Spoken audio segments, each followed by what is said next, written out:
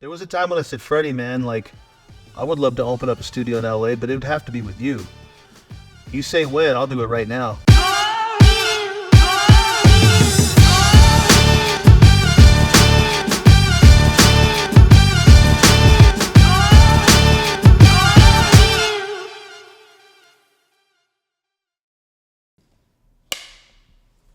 What's up, you guys? Welcome to Vibe Check. Today, I have the most infamous black and gray tattoo artists in the game, Freddie Negretti and Franco Vescovi. It's an honor to be here, and you guys, welcome to the show. Thank you. Yeah. Good to be here. Thank you, guys. Thanks for having us. Yeah, absolutely. So I just want to just start this off, first of all, saying thank you guys for being here, and tell me how you guys, connected and how this all got started.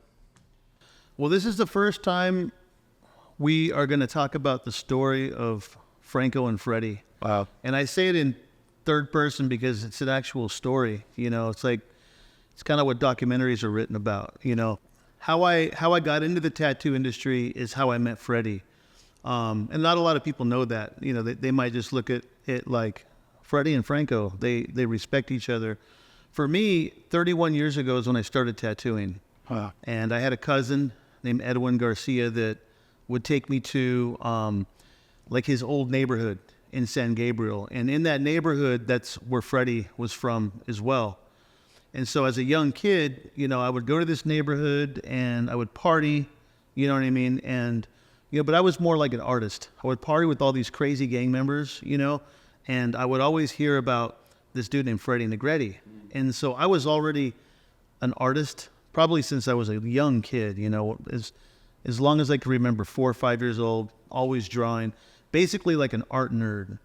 And so because I was always drawing, I was in high school around maybe I'd say about 10th grade, 11th grade. For some reason, people wanted me to do fake tattoos on them. So I would, at lunchtime or during school, I was known as like the guy that will do fake tattoos and shirts. So I would have markers and I would, draw fake tattoos on girls', arms or whatever. And then there was like these gangster dudes, and they would be like, put some old English on me. It was like practice tattoos for gangsters, right? And so during the summer between 11th and 12th grade, I was at a house in San Gabriel. I'll never forget, his name was Cubert. Cubert. Yeah. And Cubert comes out on the porch and he's got, the neighborhood really big on his stomach, and my cousin is bragging about me. He's like, man, you got to check out my cousin Franco's drawings. Like, he gets down, this and that. So Cubert's like, oh, I want to see your stuff. So I went to the car, got my little blue folder. I was showing Cubert and some of the other guys. They're like, oh, man, you got to meet Freddie, man. Freddie's like, because even back then, people don't realize this. Back then, Freddie was a famous legend throughout L.A. He was already famous. And what got him to that fame back then, this is 31 years ago, he was such a good tattoo artist back then. And remember, this is at a time where there's not a lot of really good black and gray artists in the world. There's guys like Jack Rudy and very few other people in the whole world that were doing portraits, black and gray with every shade of gray, like realism. And so shortly after that, I saw my first Freddie Negretti tattoo. It was a guy on Chateau Fly. Yeah. I'll never forget that, him and his 1985 Regal that I ended up buying. And so, yeah. So Chateau Fly had this big mermaid on his arm. You remember that one? Yeah. Freddie? And this mermaid was like a portrait of a mermaid. And I remember that was, I'll still never forget, I was on his driveway in front of his Regal. It's in my mind. And I remember being mesmerized by the detail. That was the first time in my life that I realized tattoos could actually look that realistic. Because remember, there's no television shows. The only kind of tattoos you see on TV are documentaries of dudes in prison or sailor type of stuff. But that was the first time I was exposed to like that realism. Yeah. And to be honest, I think something inside me was like born that moment. Wow. I was like, I need to do this. I could kind of do that stuff on paper. I was already this realistic. I was drawing all the cholo, people call it now Chicano art, but I was doing all the Chicano art, like the 3 girls with their hair, fading into the next girl, this and that. And I was already, mesmerized by cartoons drawings at the time, because he hadn't even started tattooing at that time. So at that moment, I was like, I need to learn how to do this. So take it back to that porch on the way home, my cousin was telling me, "Hey man, Freddie's a legend. This guy's so good. You know, he'll. But the thing is, he's in and out of prison. You know, but when he gets out of prison, this guy will post up in a hotel room, make thousands of dollars, go spend it. This guy's crazy, man. He's like the life of a party. This guy, man." And so running into Freddie was like this mythical creature. I could never seem to catch him until there was a time where I saw him at one of these house parties. And I met him briefly, and I remember back then it was like, oh my gosh, I can't believe it. This is the Freddie that I've been hearing about, and I want to be like him. I want to be able to tattoo a mermaid like that. Yeah. And then I never saw him again after that. I had heard he got locked up, and I had heard he was in Santa Barbara. But nonetheless, it was kind of a cool story because I kept hearing about Freddie and where he was at. I would always ask my cousins, "So where's Freddie at? I want to meet him again." And so anyhow, that ignited something in me. So on the way home from Cubert's house, my cousin would tell me about Freddie. You know, he's a good dude, man, talented, but he just can't stay in and out. He's always in and out of prison. So my cousin says, if you could do what he does, keep clean and just focus on your art, man, the whole world could be yours, right? And that's what my cousin said. And I remember driving home going, okay, I kind of have the recipe. I see what's possible. I have a mentor to look up to, because you got to look up to people in life, right? You have to have a goal. And so for Freddie's ability to tattoo that good was my goal. I came home with the help of some other cousins and some friends. I made a rotary tattoo machine, and it was homemade. It was from a walk-in motor. It was basically the jailhouse recipe. Okay. I made that, and basically I went back to school, the 12th grade, and I was like, hey guys, last year I did fake tattoos. This year I do real ones. So that's kind of the initial way I met Freddie. That's amazing. And Freddie, were you aware of Franco and like you were, you know, kind of like what up and, you know, in and out? Or I think back, I remember the party, you know, and then my homeboys, you know, they all know Franco, you know what I mean? Like my homeboy Jab, and so everybody talking about him, you know, like he's saying, I was kind of like, my mind was kind of in a cloud. But years later, when I met Franco, I knew him, you know, because Compton Dave is a good friend of mine. Okay. And we used to tattoo him back at Good Time Charlie's in the 70s, you know, and him and his homeboys were the craziest. Compton Barrio Tres, the Chicano gangs in Compton and Watts I don't know why, they were all big. Maybe they had to be because of where they lived, but they were all big. They were all badass. They were all hustlers. They wore the sickest clothes, like zoot suit clothes, and, you know, but so when I was just getting reignited back into, you know, the tattoo thing, Compton David was telling me, dude, you got to see what these youngsters are doing, man. And he was Franco this and Franco that, and he showed me what that Franco did. Franco was the main guy at the time, you know, for him, you know what I mean? Like, so I knew about Franco as being, because let me, you know, I'm not trying to confuse him with it, but let me just explain the situation.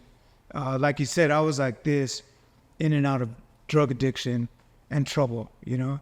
And yes, I helped, you know, bring black and gray tattooing into the professional realm. And I worked with Jack Woody, and I worked for Ed Hardy and all those things. But throughout that time, I was up and down, in and out of prison, still getting locked up. You know, I opened up my own tattoo shop. From there, I went to prison. You know, I opened it getting out of prison, you know. And so at this time, though, when I got out, it was kind of a new deal for me because I went through this rehab. I finally got clean. This is about 20 years ago now. And I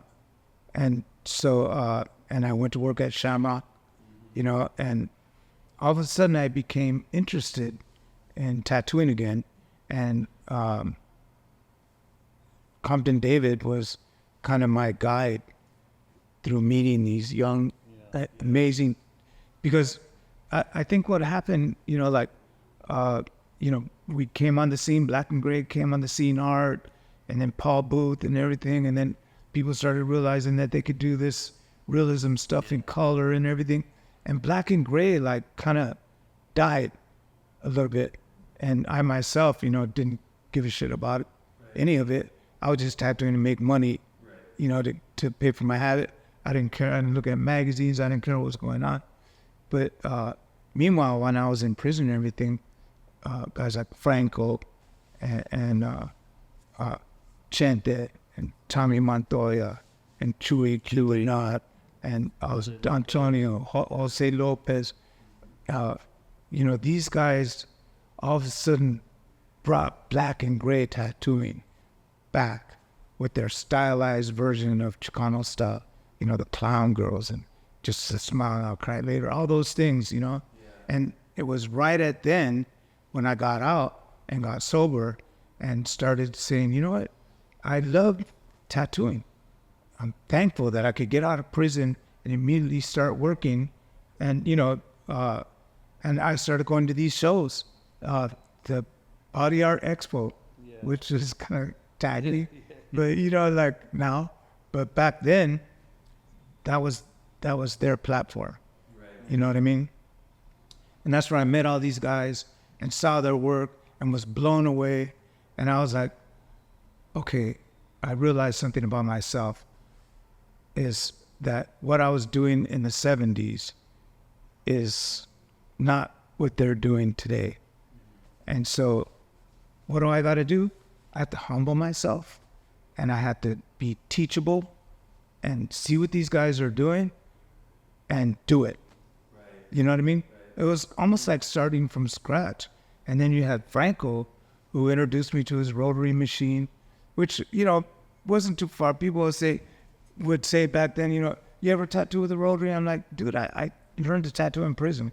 Man. With a rotary. Yeah. And Franco's machine was so much like that. You know what I mean? And based off a prison recipe. And the other one that was really helpful to me was Jeremy. And I met Jeremy and Ryan also at the Body Art Expo. And a lot of people there didn't even know who I was. These guys did, but all the new people. Yeah, people, they didn't know who I was. And Jeremy was like, dude, you're Freddie Negretti. You got to design a T-shirt for da-da-da-da. You got to meet this artist and meet that artist, so he was also a connecting force for me to meet everybody, and I wanted to meet all these youngsters and I wanted to see what they were doing and give them props. And, out of everybody, Franco loved me the most. You know what I mean? And Franco has helped my career more than anybody. And Jeremy's a close second. You know what I mean? But the love I've always gotten from Franco has always been overwhelming. He's always provided me with everything I need. He's always thought of creative ways to help me grow, right? As an artist. I would say the last almost 20 years that I've been sober, and then I've had a new outlook on my trade, and I focused, and I try to become better, and not only a better artist, but a better man, and have a walk with God, and have a good relationship with all those people around me. Mm-hmm. Those years were preparing me for something great that I had no idea I was even going to be involved with. Throughout my life, I've always tried different things, music. I had my own tattoo shop. I did T-shirts for a while. I was always trying to find some other niche, to make money and to come up and all that. But, I realized these last 20 years have prepared me for something real and something great. And I'm fortunate to be alive. I mean, not too many people can, later on in their lives, spend 20 years of training for something and still be young enough at heart to do it. Right. Because, I'm, 67, you know what I mean? Oh, shit. So I didn't even know how old he was. I didn't either. I want to brag. Can I say something about that? So to me, what makes Freddie great is not tattooing. In the beginning it was, because that's all I knew of Freddie, is his badass tattoo artist. This is the reason why I say this is such an interesting story of Freddie and I is because it's like poetry. There's so many things that are weaved in and out that we're able to now look back at and go, wow, this is destiny, right? And I believe in destiny. You know, I believe that destiny is there for everyone, but not because of free will. Not everybody reaches their destiny. And the way we reach our destiny is by keeping clean and by doing good. And Freddie's really an example of that, really. It's not so we all make mistakes, right? It doesn't make a man any less of a man if he is on drugs or in and out of prison. I always say, if anything, that man is lucky because he has a way better story than some Poindexter that's never gotten in trouble that nobody wants to listen to. So people that get in trouble or go to prison or are on drugs, I value those types of people, the ones that change and use that as a platform to help others.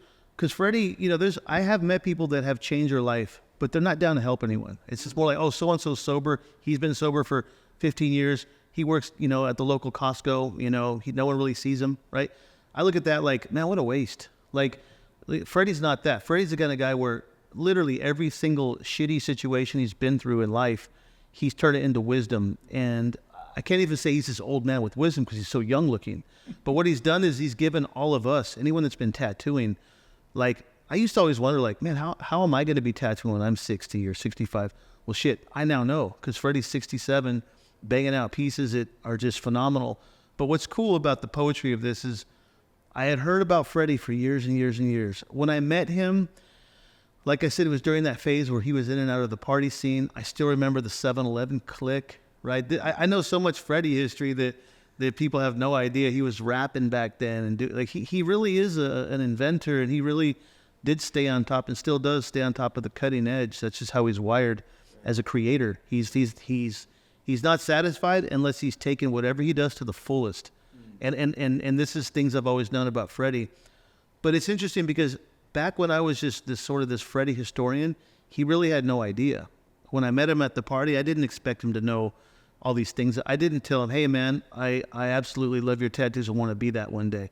I was just more like, hey man, oh, it's good to touch your hand, right? But so then years later, he starts hearing about my name in the same way I started hearing about his name. Now he's hearing about my name because now I'm coming up in the tattoo industry. And back in those days, guys like Jose Lopez and Chewy and Chente and, you know, there's just a handful of people that were really making noise in the black and gray scene. And I was one of them. And it's funny because now that I do Bishop and, you know, I've been focusing on, you know, making machines for 15 years, I've had to kind of take a seat back in my tattoo career. And so sometimes these new people, they're like, oh, you tattoo? It's like, motherfucker, I was part of this movement that really brought black and gray to the next level. Freddie took it. It's important to notate. First of all, if you guys haven't seen Tattoo Nation, watch Tattoo Nation because you're going to learn a lot about not just Freddie, but about the history of black and gray. But when Freddie was part of that initial movement that brought fine line, realistic black and gray to the scene, in particular this Chicano style, they sort of merged into, like, I just got back from Italy. A lot of these guys are heavily influenced by this Chicano style. And not just Chicano style, but this black and gray realism and clowns and all these things and letters and stuff. But Freddie was at the forefront of that. And he and Jack and a very small group of people brought that to mainstream tattooing. Right. And they did, right? They say, like, if you set sail for Hawaii and you leave, you know, the port of Long Beach, for example, and you're off just 1 millimeter, you won't end up in Hawaii. You'll be in Japan or somewhere else. And so it's like, where would have tattooing been if guys like Freddie didn't bring it to the forefront? He was so good back then, even in prison. Like, he was doing such realistic work that's what made people just go, wow, that's crazy. Where would tattooing have been? Who knows? But I do know one thing. I do know that Freddie was one of the small group of people. It was guys like Jack, guys like Freddie just getting out of prison. But even him and Jack would go back and forth like, check out my piece. Oh shit, check out my piece. You know that dynamic when you're working in a studio, you can't wait for that dude to see it? Yeah. Which is how everybody should be tattooing. You should be tattooing to please your peers, because that's the ultimate way to get really good. Right. But he was doing that. And so Freddie is, to me, one of the few people responsible for bringing fine line black and gray to the scene. Now it's so popular, but this is a living legend right here. To strengthen what Franco was saying about, that cycle, how at one time, he looked up to me, and he just wanted to be that he knew that was his life choice. He wanted to do that. And it's funny because years ago, when I was just getting my focus back and trying to tattoo, Franco wanted me to tattoo him. Yeah. And I was like, oh my God, why would he want me to tattoo him? I was like, I never told you, but I was like that little kid saying, Franco wants me to tattoo him. And I was like, because, at the time I was still feeling like, like people are coming to me for little, like souvenir, smile now, cry later tattoos or whatever. And because I'm Freddie Negretti or whatever, I want to get to a point where people come to me because of my work. Like, I like it when people come, they don't even know who I am. Yeah. They saw my work on Instagram or something. And that's kind of where I was at the time. Was I want to, be known for more. I want to be better. Yeah. And Franco wanted me to tattoo him. And I was, when I did that tattoo, I know I was sweating. And it was probably the most nervous I've ever been doing a tattoo on anybody. No way. Because I looked up to him so much, you know what I mean? And that was one of the little turning points. And my focus on my art was, having somebody like Franco let me tattoo them. You know what I mean? Like, it's crazy to hear that. Yeah, because that's the cycle. Yeah, it's a cycle. And like when I started tattooing, like this is like beyond in the forefront of my thoughts. I couldn't wait for Freddie to see my work. That was like always what I was thinking, is like, oh man, I can't wait for, he's like my father in the tattoo world. It's like him and Jack. It's like, because Jack Rudy is my other father in the tattoo world. And so was Creeper, rest in peace, Creeper. But it was like, I couldn't wait for like Freddie to see my work, because I had looked up to him and still do for so many years. And I knew he didn't know me as a tattoo artist yet, because there was that period where when I first met him, to him kind of going in and out of the neighborhoods and prison and stuff, that it was many, many years later. It could have been 10 years later, who knows, but it was many years later that I earned a name in the tattoo scene enough to where he had heard about me. But as like a little kid, I was like, I just can't wait to see what my pops thinks of my work, And there was this is a quick funny story. One day I was like, man, you're like, he's like, no, I'm not your pops, man. I'm not that older than you.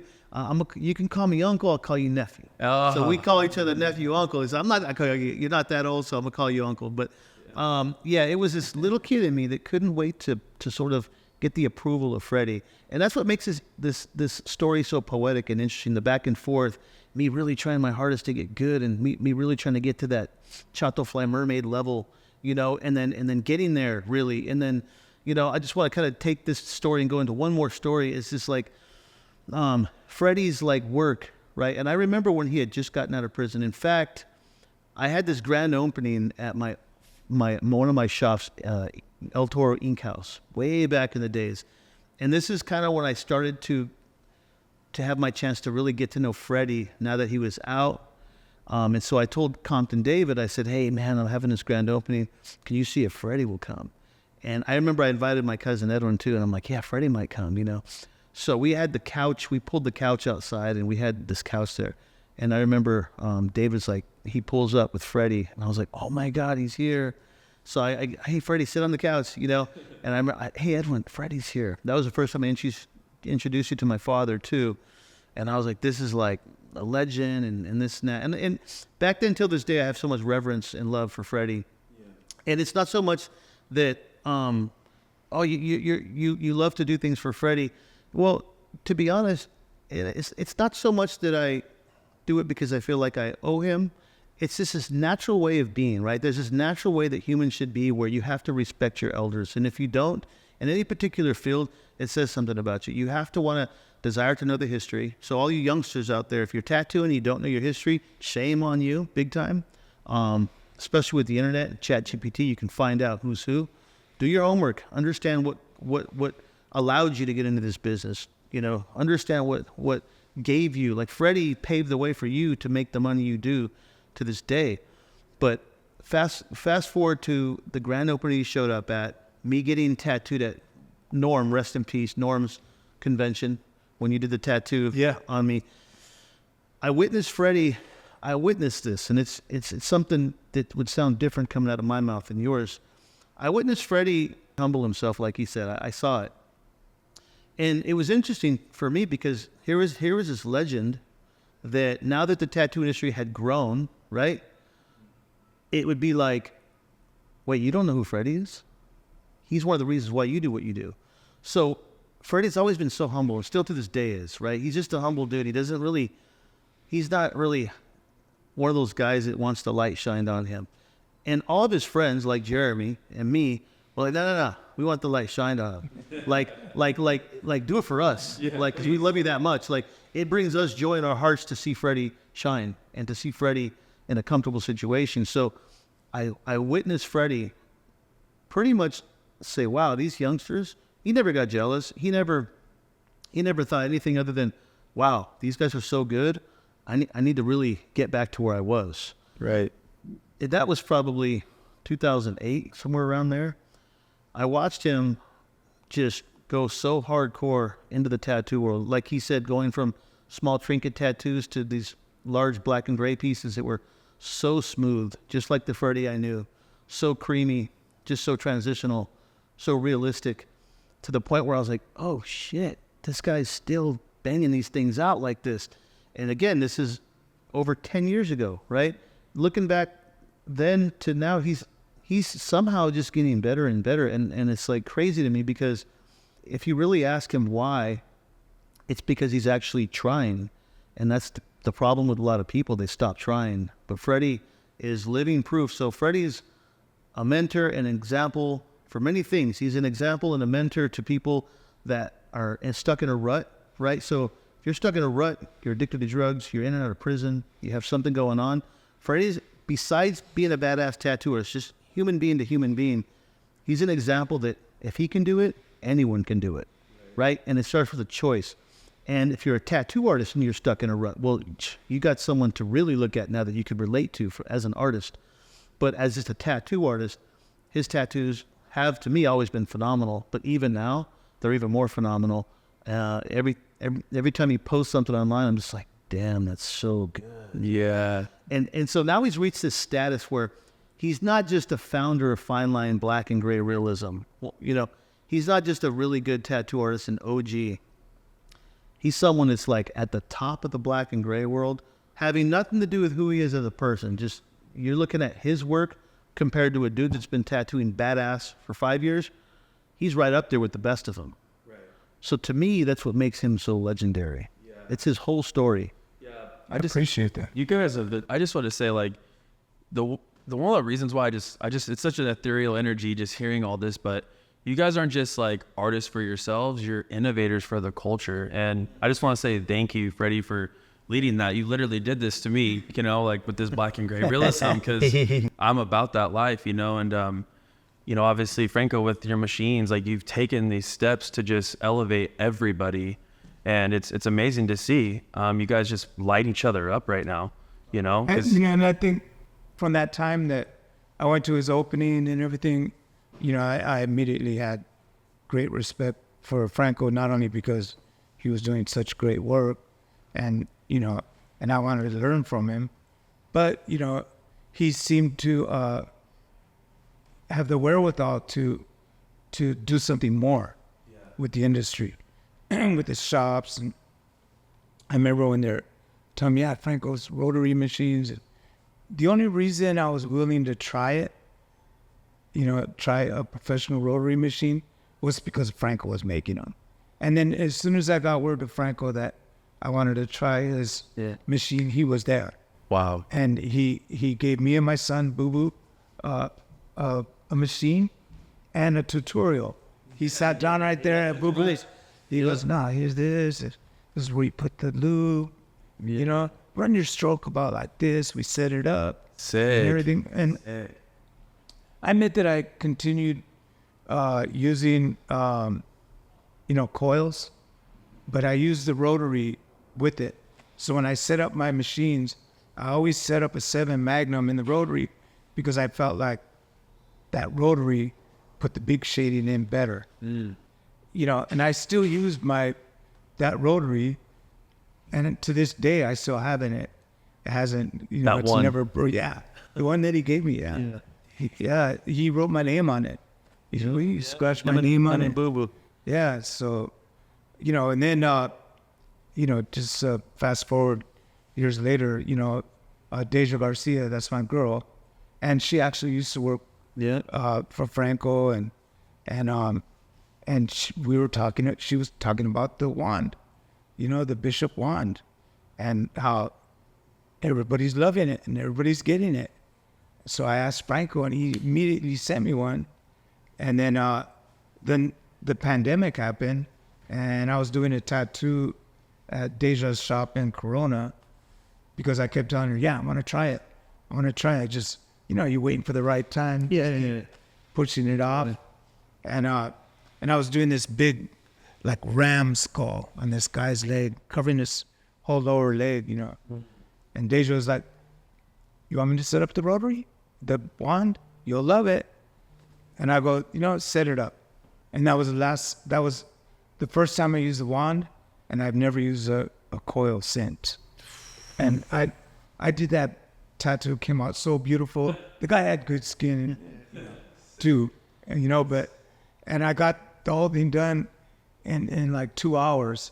And I even felt guilty, charging him $1,400 for a 2-hour tattoo. But I just fell in love with that rotary. I hate to jump too far ahead, but I'm a big backer for Bishop Rotary and everything that Bishop. And that's the other thing. I'm so proud. Just makes me proud, to be a friend of Franco's, but for him to call me uncle and we call him nephew, and our connection and everything. But I remember the first time I went to Vatican, and in Lake Forest. And oh my God. And it still stands to this day, but that blew me away. I felt like just Franco. It's clear. I wanted to kneel and say a prayer when I went in. It's a vibe. It was just the most beautiful studio. And you could just see Franco's creativity and his whole heart into this thing. And just this whole, we went in the back, and there's all these big machines, and there's these guys with, like lab coats and clipboards, like non-tattoo, just like, who are these? My builders. The machine in there. Yeah. You know what I mean? Like, just the most amazing, operation that just made me so proud to just know him. And I saw, that Franco's greatness goes beyond tattooing. He's a brilliant man with a lot of vision, and we'll talk more about our shop. But Thank you, Freddie. Like when he came into the building, he was like, "We're gonna put this, get rid of this, da da da." You know what I mean? Mm-hmm. And I just followed his lead, and man, we got. I'm jumping ahead. It's okay. We're here. We're down. Let's first say something about Shamrock. Okay. Okay, and then I'm gonna let you take over with it. You lead the way, Freddie. Can I say one thing about Yes. what you said? I just don't want to forget, but I think it goes back to, like, if you're a young artist and stuff, like, have people you look up to really and really study from their footsteps and be humble enough to learn from their mistakes. I don't advise learning from people's greatness. That shit's whack. I learn from people's mistakes, and I learn from my own mistakes in life. You gotta keep your eye on, like, the success of a person, but you have to understand that there's a lot of mistakes and suffering that's below that iceberg, right? Right. And I just want to say again to Freddie, it's like, thank you. I appreciate you being vulnerable and open with the mistakes you made in life, because not a lot of people are. Freddie just never cared. He's like, Freddie is who Freddie is. That's what's cool about Freddie. He's real, and that's why everybody loves him, right? He's the kind of guy where he's real. He admits his past mistakes, but he's willing to share them with you, and he cares that you're on a trajectory where it's not looking good. He'll want to help you get better, and I've seen it. And what's cool about Freddie and I, and I've learned this with Freddie, and I'm still learning this from Freddie, is like, it's one thing to be great at what you do, right? But that really means nothing if you're not willing to share it. And the tattoo world's always been like really secretive and stuff. And the way I look at it, my view is this: it's like, tattooing's hard, right? So if you give a tip to somebody, you're not giving away anything for free. If I tell you, hey, I'm going to tell you where the jewelry is, I'm going to tell you where the gold's at, here's a map, and you got to walk, 20 miles in the desert to get there, like, I didn't give you anything for free. I just told you where it was at, but you went ahead and went there and did it. And I would say for every 10 pieces of information I give someone about black and gray or how to do this or that, only one ends up doing it. So we really never give away free information. That person still has to do the work to get there. But Freddie's a type, and we're the same. Anyone that guest spots in our studio, they don't just have access to a cool studio to work with. They have access to Freddie's mind, my mind, and we enjoy it. We enjoy being there for the youngsters. We enjoy sharing this wisdom. It's a responsibility that we feel we have to really nurture and take care of our community. Right. And Freddie's that way, and I'm that way. And so that, I think that's what makes us different, is we want to see the tattoo world be the best it could be. Yeah. Right. And so I just wanted to share that about Freddie and how his mindset is, because if you have a chance to work with Freddie or to see him, he's sort of a mellow guy, but if you're going through something or you need some help with something, he's all ears. Yep. Thank you for that. Truly. Thanks, Trump. Yeah. Yeah. I'm just going to give us a brief thing, bring you up to speed where we're at now in this. You hear the respect and the love that we have for each other, our connection in our lives and in the tattoo industry, and how it's inevitable that what we're doing now was going to happen. But, I'll start by saying, when I got out, I went to prison late in life, almost 50, you know what I mean? I worked with Mark Mahoney at Gilmonty's Tattoo Mania, which is still there on the Sunset Strip. But who worked with us, he was just a kid, and I went to prison, I was a bad guy, And he was in training to be a good guy, though. Yes. You're right in the middle. My training was about to begin. But when I got out, I wasn't going to go back to, Tattoo Mania, but I wanted to stay in Hollywood. Boo Boo had went back to the neighborhood, the neighborhood that Franco's talking about. His cousin is a homie there, and was tattooing out of garages and, living at people's houses. You know what I mean? Like, it was a bad scene. And when I got out, I got a hotel room in Hollywood. And then I went to Mark. I had my own clientele, always, mostly all sheriffs, because all the time I didn't county jail. No. And so, That's like, crazy. that's another story. Right? Crazy. Anyways, Mark let me do my appointments at his shop. And I really appreciated that. And I appreciate him to this day. But what I really appreciate was that he also gave Boo Boo a job there. And the reason why I appreciated it was because it was a full house, and so when you're a tattoo artist and you're working at a shop and you're splitting, the people that come in, and then all of a sudden the owner brings in another guy, you're like, we don't need that guy, we're lighting higher, you know what I mean? I knew it was kind of that situation, but he brought Boo Boo in, and Boo Boo worked hard and everything. If my son Boo Boo was my partner in everything. We lived together, we worked at Tattoo Mania together. We worked at Shamrock together. We did shows together. He found his niche, doing his little tattoos, and he blossomed and grew there at Shamrock as well. So, I know that there's different things being said or whatever, but when it came down to it, I've heard that Mark feels like I went behind his back and, and took that building and, things like that. But basically, when it came down to it, one day we got a phone call, Deja and I, and I knew that Mark had been struggling, and he had a lot of problems with the artists. I mean, at one time, 4 artists left in one day, and they all had clientele. And I told Mark, "Don't worry, we're gonna see it. We're gonna get through this, just like through the pandemic." I went in there by myself and worked so Shamrock would have money. Just like when Mark had cancer, I worked 6 days, when he couldn't work at all. So I was always there for Mark too. During the recession, I worked 7 days during the recession.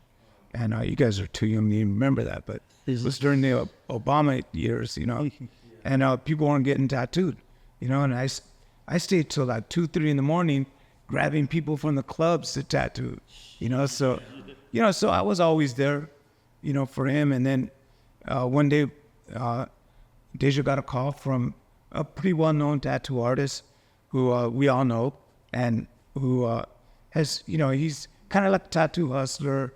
He does different events and, stuff like that, Sturgis and all that stuff. And Deja worked for him at these events.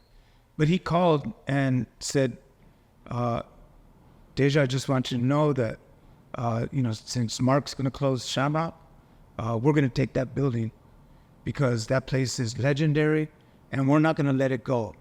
And so we want you to know that you and Freddie could come and work for us with no PC. So like, what? I'm going to get a phone call telling me that Mark's closing the shop. And then I talked to Mark's number one guy, the guy, his manager, his shop manager. And he's going, yeah, you know what? Mark and Nicole are looking for another building. And Nicole said that, Nicole is Mark's wife, that she's not going to bring you or East or Mike Brown or Gator or any of those guys that were working there. She's only going to take 2 artists, And I was like, oh. So, and now I'm starting to like, wow, that kind of hurts, because, why doesn't she want to take me? And then she even unfollowed me on Instagram. So I'm like, whoa, this is kind of crazy.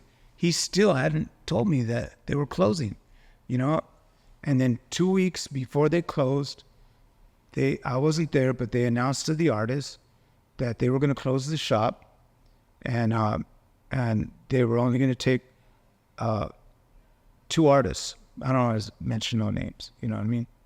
And they talked to those 2 artists, and those 2 artists said, well, what's Freddie doing? And they go, Freddie's probably going to do his own thing, And they go, well, we don't want to go unless Freddie goes. And I had also knew another thing. We have a mutual friend, Nicole had told him, hey, we're going to, do a building, do a private studio. Can you find us a building? But don't tell Freddie, we don't want him to know. He didn't feel comfortable. So these are 3 things that are, like really kind of itching at me. And then Mark and Nicole called me, after those 2 artists told them that they didn't want to go unless I wanted to go. And they said, hey, Freddie, maybe you've heard, we're gonna do a private studio, and we'd like you to come with us. And all of a sudden, yeah, all of a sudden, and months before that, way before that, not long after, Franco had offered. He'll tell you about that. Yeah. Franco had made an offer to me, and I told him, hey, right now I'm devoted to Mark, and so let's see where that goes first.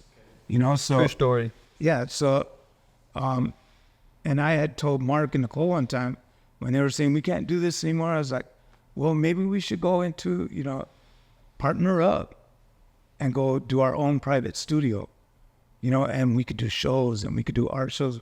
We could do other stuff, apparel, stuff like that, and they just stayed quiet. So I realized that he went behind my back. I didn't go behind his back. He actually went behind my back, got this private studio, already had the building. And then when the artist said they didn't want to go unless I went, he called and offered me a job. So I told him, okay. That's important part right there. How when you agreed to still, after all this, you agreed to go with him. And when he had mentioned to other people, Freddie's coming with me, you didn't really know what the offering was at that time. So there's people out there that are like, well, you agreed to go, didn't you agree to go work with Mark at his new studio? The answer to that is yes, but Mark had not at the time told him what it would entail. Yeah, exactly. I still hadn't agreed when Mark and Nicole called me and said, we're doing a private studio, you probably heard, and we want you to come with us. And I said, fine, I'll go with you, so long as we're sharing the rent, you know, like a partnership, you know what I mean? And then Nicole chimed in and said, no, we're not going to do it like that. You know, do you know how she brought up another artist that had a private studio and said, the way they do it is by percentage. I was going, because Franco does, you know, rent, you know? And anyways, so all of a sudden I realized that the amount that they were paying for rent, supposedly there, was the same that I paid in PC. So they're asking me to come work for them at the same amount, you know? So I said, Mark, you know what it sounds like? It sounds like you're doing a private studio for yourself and you'd like me to come and pay for it. And that I'm not going to do. So then we hung up, and then he called me back and he said, hey, you know what? You know what you said, Franco gives his artists rent, we'll give you that, which is a good deal. It's not a bad deal. And then, so I said, he said, would you like to come out and see the building? The building was the old Spago's restaurant. It's actually a good building. It is kind of hidden, but it's a big building. I knew that. I had been in Spago's and I thought, wow, that should be good. Maybe this will work. Yeah. You know, maybe we could do something, you know? So then when I went over there to see the building, I saw that these foreign guys had took that building with a 25-year lease, and then they chopped it up, you know? And so on this corner, there was a barber shop. Over here was a bar. Over here was a clothing store. Upstairs was a woodworker. And then next to that were 2 rooms. One was Mark's office, a nice office overlooking the strip, you know? And then one was a room like this size, a small room, you know? And I looked and I just didn't feel it at all. I was like, and then Mark said, Freddie, you could work, you know, his window overlooks the strip, you know, and it looks, his office is cool, you know, for one guy, you know what I mean? He's going, Freddie, you could work right there in front of that window, you know? And it's like, oh, with the tree? Yeah, maybe some birds will come by, you know what I mean? Like, so I didn't say anything I went into actually depression. I was really depressed about the whole thing because all of a sudden they're closing in 2 weeks, which was 5 days before Christmas. We should be getting Christmas bonuses. You know what I mean? Like, he's closing the shop. Plus, we didn't even get to work the whole 2 weeks because they rented the shop out to Netflix for 5 days and got paid $60,000. So here they're closing in December when they probably made $70,000, $80,000. You know what I mean? All these things bothered me. You know what I mean? And put me in kind of like depression.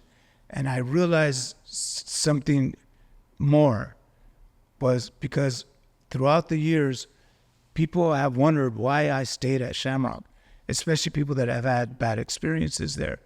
People have asked me, hey, come and work at my shop. You don't have to pay no PC. Why are you working over there, you know? And yeah, I was being loyal to Mark, but I realized that it was something else. Is my son's station, Boo Boo, rest in peace. As most people know, Boo Boo Negretti passed away. That was my dog. That was my everything. And I went through the hardest time in my life. I could have killed myself, and I had people, supporting me. Thank God for Deja and my family, but a big part of me dealing with my son's death, because, there was a time where I don't want to live in this apartment. This was our apartment. I don't want to work here. I worked with Boo Boo here. You know what I mean? It's like, but I realized I couldn't hide. I couldn't run. And the way you had to deal with the passing of someone that you love so dearly is to kind of embrace it. You know what I mean? Like, we're life, that is life. We're going to pass. We're going to lose those that we love. Those that love us are going to lose us one day. You have to learn to embrace those things so that you can remember all those good times, so you can remember your son. Yes, he didn't get to live a full life, but the life he lived was full, and so I stayed in that apartment, and I stayed at Shamrock, and I took his station, and I made sure nobody touched it. Everything in the drawers was Boo Boo's. His machines were in the top drawer. I put memorial stuff all on the station, and I would look down there. Sometimes I'd get teary, remembering it. But that was his station, and that was my connection with him at Shamrock, and that's how I was able to move on. So when that was going to be over, it got me depressed. You know what I mean? Because I felt like Mark and Nicole and, like people coming over, they were like, and I even told Mark, I was like, what the hell, dude? Am I the only one that sees what's going on? Am I the only one depressed that this place is closing, this iconic shop? You know what I mean? Like, and let me say this. I love Mark, and I don't want to badmouth them or anything, but I'm just setting this story straight because this is the way things happen. And so I realized then that I remember that phone call from, that artist who offers a job, and he was saying, that place is too iconic. We're not going to let it go. The money's there. But, of course, he's going to be worried about money. But, like, he knew that shop was special. And I knew it was special because I worked there for 18 years with my son, rest in peace.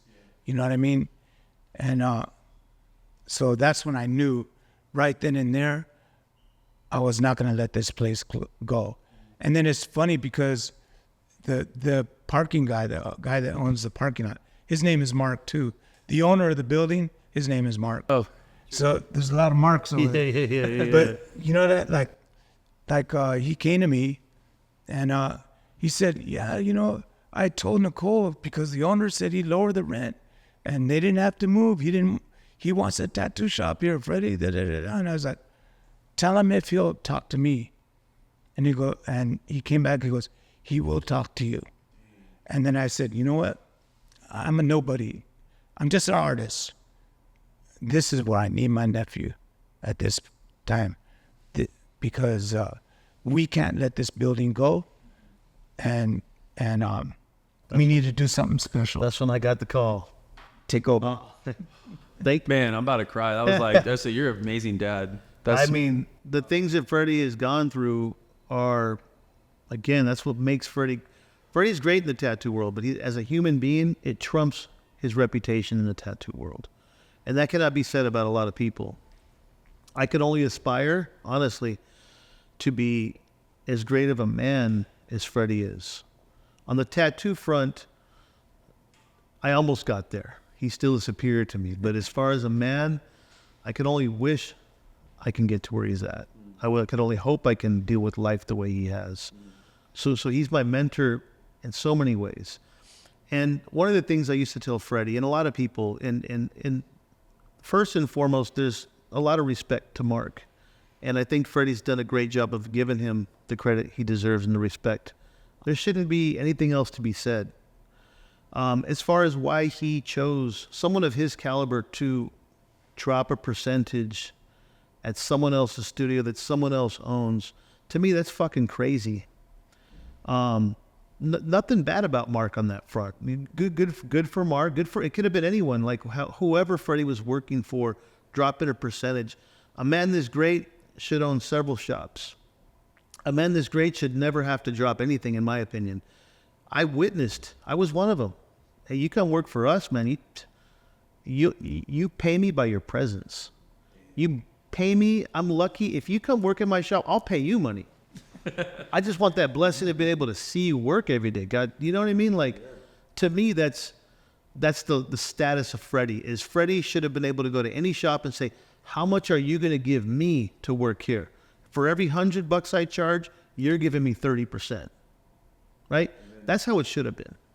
So going back to Freddie as a loyal friend, many times people would try to get him, hey, we'll fund. Freddie tattoos multi-millionaires.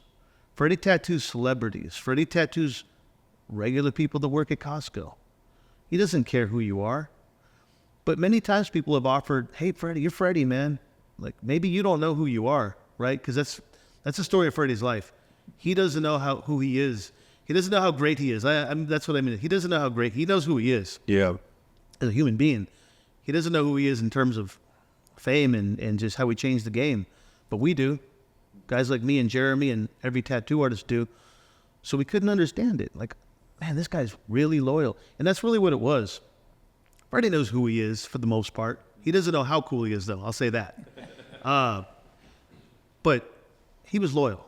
There was a time when I said, Freddie, man, like, I would love to open up a studio in LA, but it would have to be with you. You say when, I'll do it right now. And he said, you know what, nephew? I would, but my loyalty's to Mark, right? And so that loyalty was real. The amount of money that Freddie dropped as an OG, triple platinum to be exact, it was crazy. But nonetheless, it's like they had a friendship and they had that thing. But when Freddie called me, it was like, hey, man, this is a situation we're in. Not a lot of people know this. So if you're listening to this podcast, you're listening to history right now. There's a lot of history involved right now in this conversation. The history of Shamrock Tattoo, the history of Boo Boo, the history of Freddie. And I want to say this. Boo Boo is one of the few people like, Dr. Wu and a lot of people that worked at Shamrock. This fine line, tiny tattoo thing, guys like Boo Boo brought it to the forefront. Guys like Dr. Wu. Guys like, it's said that the fine line, tiny style was birthed out of Shamrock Tattoo. What does that mean? That means whoever was working there, getting that style out there. And Boo Boo was one of them. So I just want to say that for the history book. Boo Boo Negretti was one of the guys that brought the fine line tattoo. In fact, he did one on, what's the singer's name? The girl he did. It was a famous singer he did on one.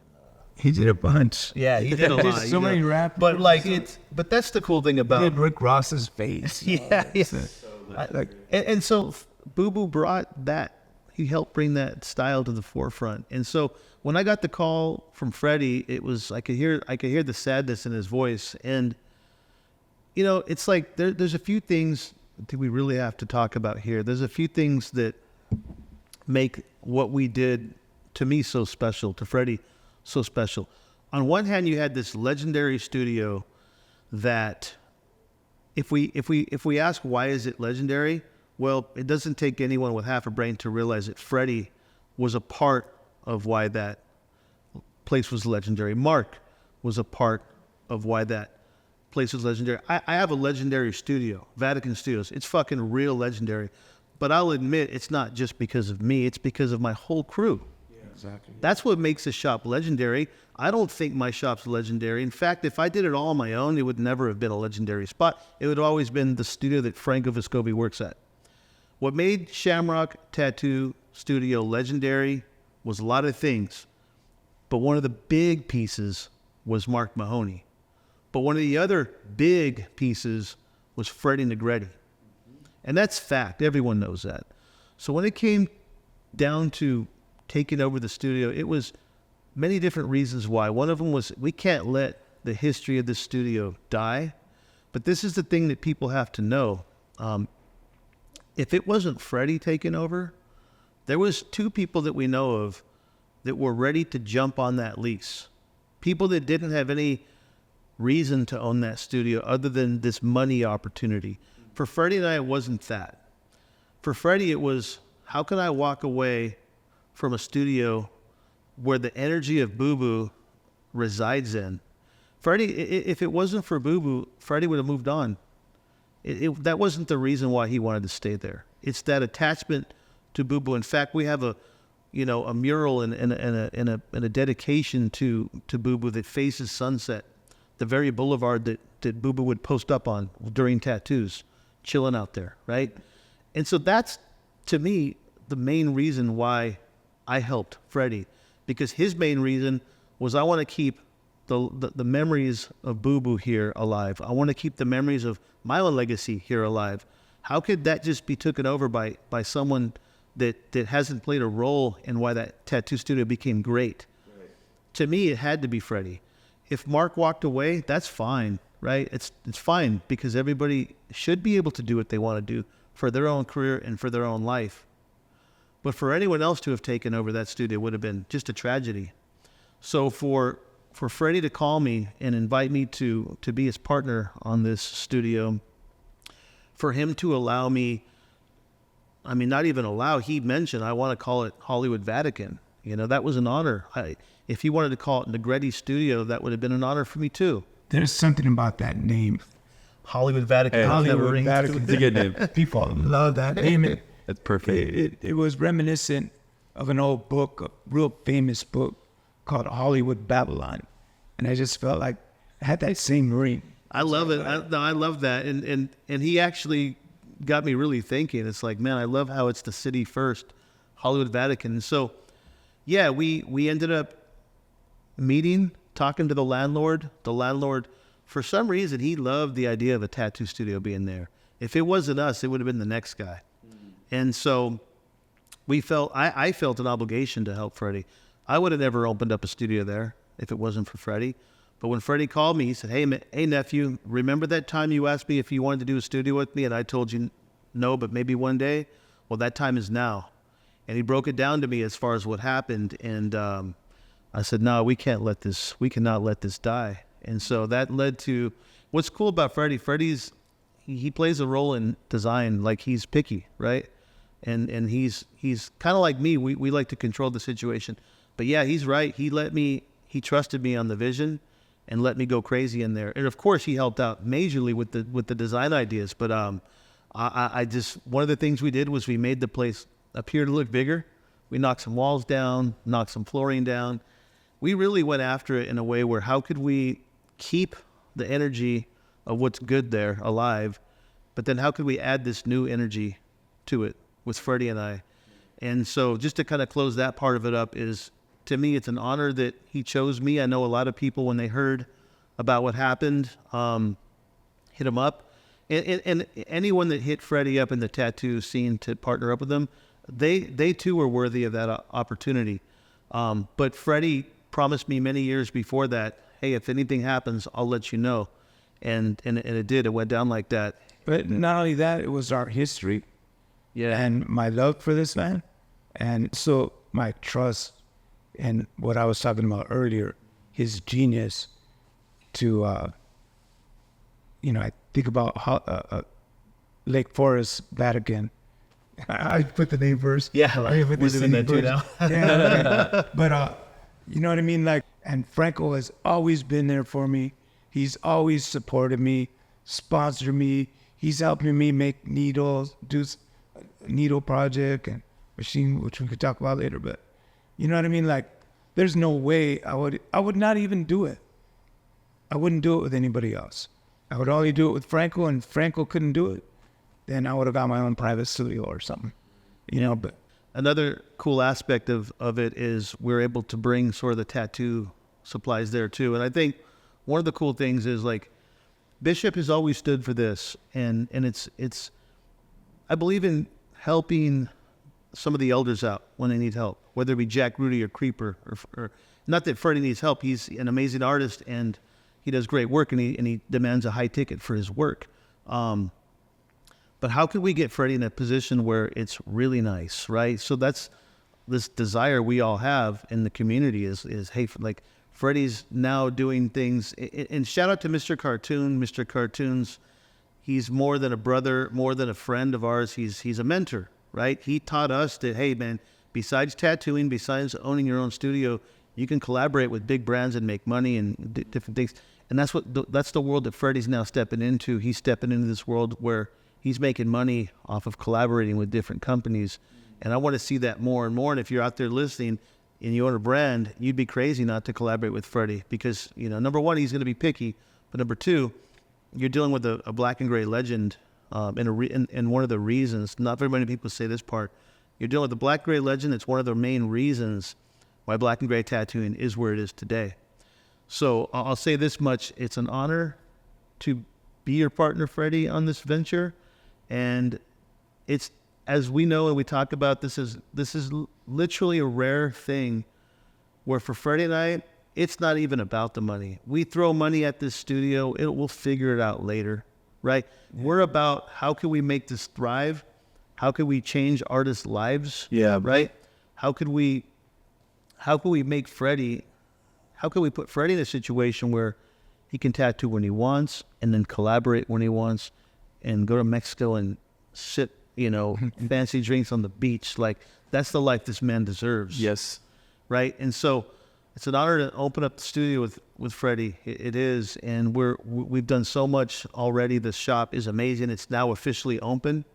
We're going to have merchandise. We got a lot of good artists coming in to work. If you're a guest artist out there and we have a huge guest artist program. In fact, that's a major component to this studio is having not just one, but a few open chairs for guest artists just to come and get a whiff of the history there. Yeah. And whatnot. But I'll say this, if you're listening to this podcast, you're hearing history right now. You're hearing the history of Shamrock Tattoo and how it transitioned into Hollywood Vatican. And it just is what it is. In life, sometimes things are just the way they are. It's not good or bad or indifferent. It's just the way things happen. And the way this studio transitioned into Hollywood Vatican, to me, it's a beautiful story. And of course, we have so much respect for Mark Mahoney and his new ventures and his new clothing line. He should be able to thrive, and he should be able to like Frank Sinatra said, do it his way, do it my way. Like every person should be able to do it their way. So long as it's not hurting anybody or, that kind of thing. And we felt that the way we went about this studio, it had to be done. Again, if it wasn't us, it'd be someone else. And if it wasn't Freddie Negretti involved, that history would have died right then and there. Yeah. But we kept that history alive. And we weren't trying to hurt anybody or offend anybody. We're just doing what we do. And like you said, let other people do what they're doing. And we just extend a hand and a love. That building's got history, and I think it's known for celebrities to come and get tattooed, but there's already this celebrity energy there since like the 40s, and we kept that history alive. That's what Hollywood Vatican is, and this is going to be a new chapter. June 27th is the grand opening, 2024. The day before Freddie's show, Freddie and Corey Miller's show, InkCon, which we can actually probably get into. But thank you guys again for listening to some of the history. There's so much more. I just want to say this is what makes this story so poetic is, you hear about things coming full circle. This is an example of that, like a perfect diagram of how I started my career with Freddie, so to speak, just getting on that path. And both of our lives went into completely different areas, but then throughout our lives and we both saw the world different and had different experiences, but while remaining a tattoo artist, particularly black and gray, we then came full circle with Hollywood Vatican over 30 years later. And I think that's what makes this story so special. It's not so much the beginning or the process or the end to a new beginning. It's just a trip. Sometimes I think about it like, wow, how did I end up partnering with Freddie at a legendary place in Hollywood? And the answer is simple. It's destiny. Yeah. Amen to that. Amen, brother. Yeah. So if we can take a couple minutes, want to give a little shout out to the guys. We've got a beautiful studio, and thanks to all our help, all our people. And just real fast, we're going to go to Incon, Trusted Tattoo Gathering Incon, which is going to be our second annual. Bishop Rotary is a sponsor. And last year we had a great time. Sullen is a sponsor. Bishop, I forget the other sponsors, but our main sponsor is Sullen and Bishop, Yeah. And we got some other ones too. So last year was iconic. It was great. It was good because it was a lot of our local people and, all our friends. So we had a great time. And Thursday, the pre-party is actually our grand opening at Hollywood Vatican. Corey Miller and I are the hosts of this show. And Corey designed the poster, the art. He did an amazing job. Corey Miller, that's my dog. And his band is going to be playing. And so we're going to have a good time. We got DJ Muggs, the legendary DJ Muggs, going to spin a little set at the grand opening. So it'll be pretty cool. And it's going to be great. Other than that, yeah, man. Thank you guys for listening. yeah, much love. You guys heard some history here. There's so much more to touch on, maybe on 100 other podcasts. But you're in the presence. I'm in the presence. You're in the presence as someone watching, even in the digital platform. Greatness, right? This is Black and Great history. Freddie Negrete. Like I said, we're all lucky that he's here. Thank you guys for listening. Thank you, my brother. Yeah, no, Appreciate thank you it. guys. You guys Shout are, out to Jeremy, man. Yeah, Jeremy Thanks, and Ryan. Number love. Jeremy and Ryan. Thank you guys Ryan, for yeah. And Yeah. Sullen, they made it happen. two legends right here, you guys. Make sure you like, tag, subscribe, and we'll see you on the next show. Yeah. Much love.